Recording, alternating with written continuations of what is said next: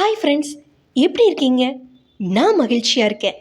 நீங்கள் எல்லாரும் மகிழ்ச்சியாக இருக்கணும்னு ஆசைப்படுறேன். பெரும்பாலான நேரம் நம்மக்கிட்ட இல்லாத விஷயங்களை நினச்சி கவலைப்பட்டுட்ருக்கோம். நம்ம வாழ்க்கையில் ரசிக்கிறதுக்கும் சந்தோஷப்படுறதுக்கும் நிறைய விஷயங்கள் இருக்குது. அந்த சந்தோஷமான விஷயங்களை உங்களுக்கு ஞாபகப்படுத்த போகிற சின்ன கதையை தான் இந்த வீடியோவில் பார்க்க போகிறோம். மகிழ்ச்சியான வாழ்க்கைக்கான நேர்மறை எண்ணங்கள் கொண்ட கதைகளோட வரிசையில் இன்னைக்கு நம்ம பார்க்க போகிற கதை நம்பர் 4. ஒரு துறவி எப்போ அந்த ஊருக்கு வந்தாலும் அவரோட சீடன் வீட்டில் தான் தங்குவார். அன்னைக்கும் அந்த சீடனோட வீட்டில் தங்குறாரு. சீடனோட பேர் கண்ணன், மனைவியோட பேர் ராதா. அவர்கள் துறவிக்கு செய்ய வேண்டிய மரியாதையெல்லாம் பண்ணுறாங்க. பிறகு துறவி கூட அமர்ந்து தியானமும் பண்ணுறாங்க. கண்ணன் ஒரு மனதோட தியானம் பண்ணலன்னு துறவி கவனிக்கிறாரு. வருத்தத்தோட இருக்கிறதையும் புரிஞ்சுக்கிறாரு. அந்த வருத்தத்தோட கண்ணன் வீட்டுக்கு உள்ளேயும் வெளியேயும் நடந்து போறத பார்க்கறாரு. கண்ணனுக்கு என்ன பிரச்சனைன்னு ராதா கிட்ட கேட்குறாரு. ராதா சொல்றாங்க, என் கணவருக்கு தொழிலில் இந்த மாதம் 1,00,000 ரூபாய் லாபம் கிடைச்சிருக்கு. ஆனால் நீங்கள் அவர்கிட்ட கேட்டால் 1,00,000 நஷ்டமாயிடுச்சுன்னு சொல்லுவார். அதை கேட்ட துறவிக்கு ஒன்றுமே புரியலை. குழப்பத்தோட என்ன சொல்கிற அப்படின்னு கேட்குறாரு. அதுக்கு ராதா சிரிச்சுக்கிட்டே சொல்கிறாங்க, என் கணவர் தொழிலில் 2,00,000 ரூபாய் லாபம் கிடைக்கும்னு எதிர்பார்த்தாரு. ஆனால் அவருக்கு 1,00,000 தான் கிடைச்சிச்சு.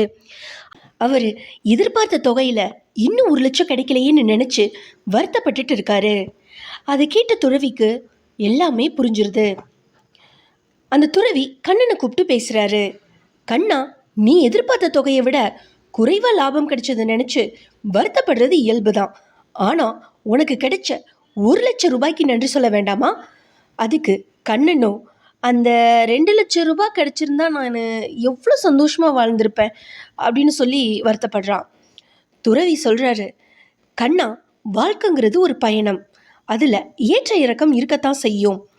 நம்ம தான் அதை புரிஞ்சுக்கிட்டு கிடைச்சதுக்கு நன்றி சொல்லிட்டு கிடைக்காததை ஏற்றுக்கிடணும். இப்படி வாழ்க்கையை நேர்மறையாக அணுகும்போது நம்ம வாழ்க்கையில் நமக்கு கிடைக்கிற எல்லா விஷயமுமே நமக்கு மகிழ்ச்சியை தான் கொடுக்கும். அதை கேட்ட கண்ணனுக்கு ஒரு மன தெளிவு கிடைக்குது. துறவிக்கு நன்றி சொல்கிறான். இந்த கதையிலிருந்து என்ன தெரிஞ்சுக்கலான்னா, கண்ணன் அதிகமாக 2,00,000 எதிர்பார்த்தான். ஆனால் கிடைச்ச லாபமும் 1,00,000. அதனால் வருத்தப்பட்டான். இதே கண்ணன் எதிர்பார்த்தது 1,00,000 இருந்திருந்தா அவனுக்கு கிடைச்ச அந்த 1,00,000 நினச்சி சந்தோஷப்பட்டிருப்பான். இதே அவனோட எதிர்பார்ப்பு 50,000 இருந்திருந்தா அவனுக்கு கிடைச்ச 1,00,000 நினச்சி ரொம்பவே சந்தோஷப்பட்டிருப்பான்.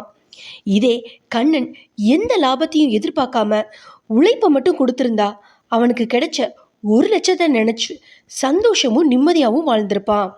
ஆக எதிர்பார்ப்புகள் குறையும் போது நமக்கு கிடைக்கின்ற எல்லாமே மகிழ்ச்சியை தான் கொடுக்கும். இது பணத்தில் மட்டும் இல்லைங்க, நம்ம குடும்பத்தில், நண்பர்கள்கிட்ட, ஆஃபீஸ்லன்னு எல்லா இடத்துல இருந்தும் நம்ம எதையும் எதிர்பார்க்காம யதார்த்தத்தை புரிஞ்சுக்கிட்டு வாழும்போது இந்த எல்லா விஷயங்களில் இருந்தும் நமக்கு கிடைக்க போகிற சின்ன சின்ன விஷயங்கள் கூட நமக்கு மகிழ்ச்சியை தான் கொடுக்கும். எதிர்பார்ப்புகளை குறைச்சிட்டு நம்ம வாழ்க்கையை நேர்மறையாக அணுகும்போது நம்ம வாழ்க்கையில் நமக்கு கிடைச்சிருக்கிற அல்லது கிடைக்க போகிற எல்லா விஷயங்களுமே நமக்கு மகிழ்ச்சியை மட்டும்தான் கொடுக்கும் அப்படிங்கிற ஒரு ஆழமான விதையை உங்கள் மனசில் விதைச்சிட்டேன் அப்படிங்கிற நம்பிக்கையோட இன்னொரு கதையில் உங்களை நான் சந்திக்கிறேன். அன்டில் சைனிங் ஆஃப், உங்கள் சகோதரி பாசிட்டிவிட்டி பத்து. பாய்.